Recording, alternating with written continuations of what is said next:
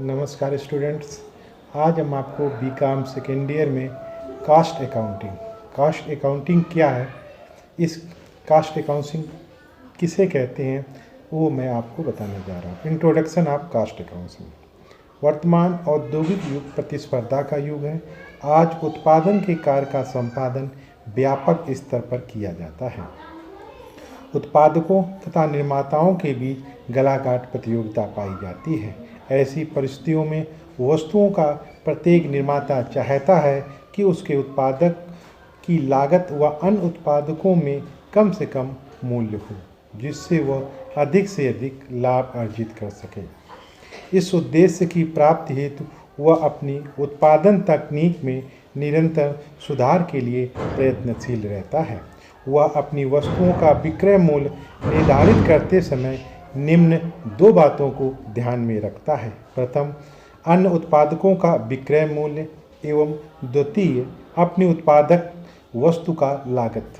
व्यापार के दैनिक लेन देन से संबंधित जो लेखे रखे जाते हैं उनमें केवल व्यापार खाता, लाभांश खाता व आर्थिक स्थिति की जानकारी हो पाती है। उन लेखों से उत्पादन की लागत की जानकारी नहीं हो पाती है। अतः उत्पादक लागत की जानकारी प्राप्त करने के लिए हमें लागत लेखांकन की आवश्यकता पड़ती है। लागत के माध्यम से हम किसी वस्तु के लागत मूल्य की जानकारी प्राप्त करते हैं। इसके अंतर्गत या हम किसी एक इकाई के उत्पादन की लागत कर सकते हैं, या टोटल जब हम कोई वस्तु बनाते हैं उसकी जानकारी हम प्राप्त कर सकते हैं।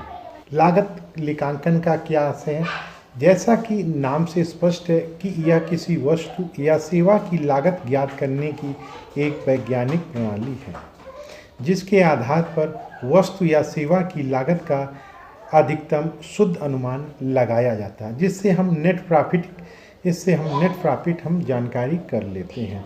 इसके अंतर्गत उत्पादित वस्तु या सेवा पर होने वाले व्ययों व उनसे प्राप्त लाभों का लेखा किया जाता है। जो इनसे संबंधित व्यय होते हैं या इनसे संबंधित जो लाभ प्राप्त होते हैं उनका हम लेखा करते हैं, तथा यह आधार ज्ञात किया जाता है जिस पर विभिन्न व्ययों की गणना की गई है। वो जो आधार होते हैं वो भी हम उसकी व्ययों की गणना की जाती है, जिन पे हम वो जानकारी करते हैं। वह उनका उपविभाजन भी किया जाता है एवं उस वस्तु या सेवा की प्रति इकाई लागत या कुल लागत ज्ञात की जाती है। तो हमने जैसा कि अभी बताया कि कास्ट अकाउंटिंग के अंतर्गत तो हम जब कोई वस्तु बनाते हैं तो उसकी हम लागत जानकारी करते हैं कि जब हम कोई वस्तु बना रहे हैं उसकी टोटल लागत कितनी आ रही है, या एक वस्तु के बनाने में कितनी लागत आ रही है। जैसे कि हम फाइनेंशियल अकाउंट में हमने पढ़ा था, आपने पढ़ा होगा कि उसमें ट्रेडिंग अकाउंट बनाते हैं, प्रॉफिट एंड लॉस बनाते हैं, बैलेंस शीट बनाते हैं। तो इन अकाउंटों से हमें ये सिर्फ मालूम हो जाता है कि जो हमारी व्यापार की स्थिति है वो कैसी है, वो प्रॉफिट में है या लॉस है। लेकिन उससे हमें जब हम कोई वस्तु बनाते हैं उसकी वस्तु के कास्ट के विषय में जानकारी प्राप्त नहीं हो पाती, इसलिए हमें कास्ट लेखांकन की आवश्यकता पड़ती है।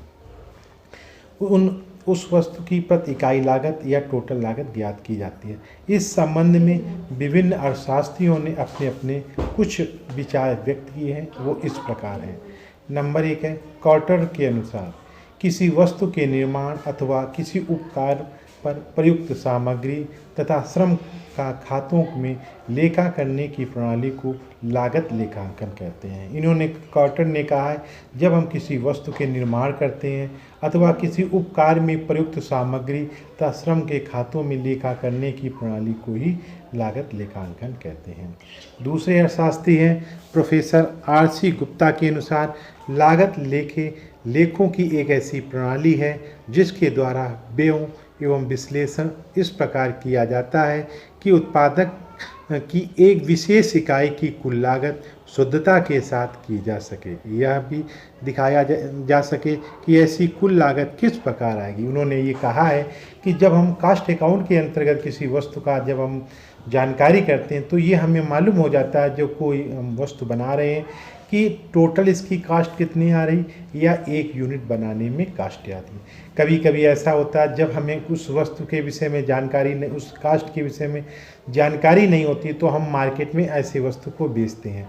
बाद में हमें मालूम होता है कि इस वस्तु को इतने मूल्य न बेच के हमें इतने मूल्य पर बेचना चाहिए, उससे कम जो व्यापार में लॉस की संभावना बनी रहती है।